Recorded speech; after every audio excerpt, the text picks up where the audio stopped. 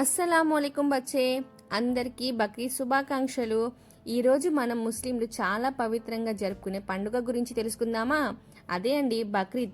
బక్రీద్ అంటే చాలా మంది ఈ నాన్ వెజ్ కట్ చేయడం, కోయడం, షేర్ చేయడం, బిర్యానీ వండుకొని తినడం ఇదే అనుకుంటారు.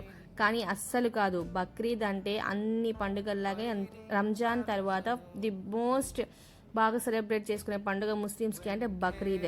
ఆ రోజు ఫ్యామిలీ మెంబర్స్ అందరూ కలిసి మంచిగా నమాజ్ చేసుకొని, ప్రేయర్స్ చేసుకొని, కుటుంబ సభ్యులతో కలిసి తినడం ఇవన్నీ చేస్తారు.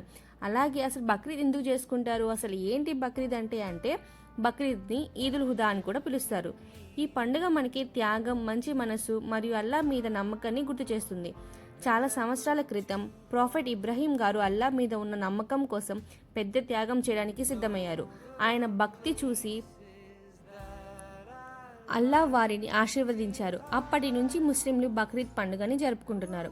బక్రీద్ రోజున అందరూ పొద్దున్నే లేచి కొత్త బట్టలు వేసుకుని మస్జిద్కి వెళ్తారు. స్పెషల్ నమాజ్ అంటే ఈద్ నమాజ్ వేరే ఉంటుంది, చేసుకుంటారు. జెంట్స్ మాత్రమే వెళ్తారు. ఫాదర్, సన్ ఇలాగా ఫ్యామిలీలో జెంట్స్ నమాజ్ మసీద్కి వెళ్తే లేడీస్ ఇంట్లో చేసుకుంటారు. తర్వాత ఇంట్లో టేస్టీ ఫుడ్ చేస్తారు కదా అమ్మాయిలు. అమ్మ వాళ్ళు ప్రిపేర్ చేసింది మంచిగా బిర్యానీ, స్వీట్స్ అందరు కుటుంబం కలుసుకొని ప్రిపేర్ చేసుకొని మంచిగా తినేస్తారు.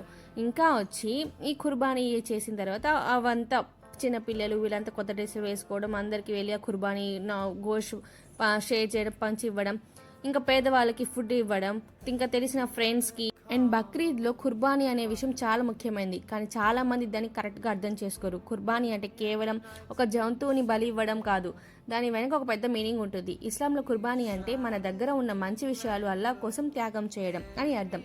ఇబ్రహీం గారు అల్లా మీద ఉన్న నమ్మకం చూపించడానికి సిద్ధమయ్యారు. ఆయన భక్తిని గుర్తించి అల్లా వారికి దయ చూపించారు. ఆ జ్ఞాపకంగా ముస్లింలు బక్రీద్ రోజున కుర్బానీ చేస్తారు. కుర్బానీ చేసిన తర్వాత ఆ మీట్ని 3 భాగాలుగా పంచుతారు.